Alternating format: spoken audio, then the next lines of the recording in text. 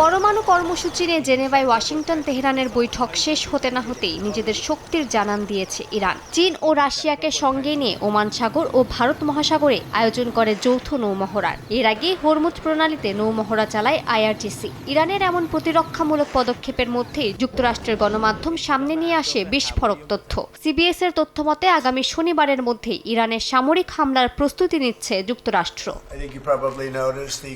প্রায় এক সপ্তাহব্যাপী এই হামলা চলতে পারে এ বিষয়ে হোয়াইট হাউসের সিচুয়েশন রুমে শীর্ষ নিরাপত্তা কর্মকর্তাদের সঙ্গে বৈঠক করেছেন মার্কিন প্রেসিডেন্ট ডোনাল্ড ট্রাম্প। মার্কিন গণমাধ্যম এক্সিওসের এক প্রতিবেদন অনুযায়ী সম্ভাব্য হামলার সম্ভাবনা প্রায় 90%। একই সঙ্গে বার্তা সংস্থা রয়টার্সের তথ্য মতে মধ্যপ্রাচ্য থেকে কিছু সেনা সদস্যকে ফেরত নিয়ে আসার পাশাপাশি ইউরোপে পাঠিয়ে দিয়েছে পেন্টাগন।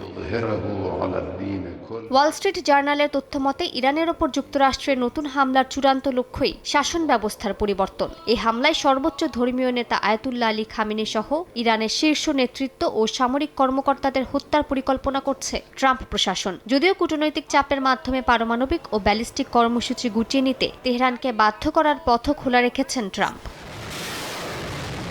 ইসরায়েলের গণমাধ্যম কেএএন জানিয়েছে, যুক্তরাষ্ট্র যদি সবুজ সংকেত দেয় তবে ইরানের ব্যালিস্টিক ক্ষেপণাস্ত্র সক্ষমতায় হামলার প্রস্তুতি নিচ্ছে ইসরায়েল। যুক্তরাষ্ট্র হামলা চালালে ইরানের বিরুদ্ধে সরাসরি যুদ্ধ জড়িয়ে পড়তে পারে ইসরায়েলি সেনাবাহিনী। একই সময়ে আরেক গণমাধ্যম হারেতস জানিয়েছে, ওয়াশিংটন তেহরান সাম্প্রতিক আলোচনায় বড় ফাঁক রয়ে গেছে। বিশেষ করে নিজ ভূখণ্ডে ইউরেনিয়াম সমৃদ্ধকরণ বন্ধে মার্কিন দাবিতে অনড় রয়েছে ইরান। ইসরায়েলের প্রধানমন্ত্রী Benjamin Netanyahu home front command ও উদ্ধার সংস্থাগুলোকে সম্ভাব্য যুদ্ধের প্রস্তুতি নিতে নির্দেশ দিয়েছেন। একই সঙ্গে বিভিন্ন নিরাপত্তা সংস্থায় সর্বোচ্চ সতর্কতা জারি করা হয়েছে।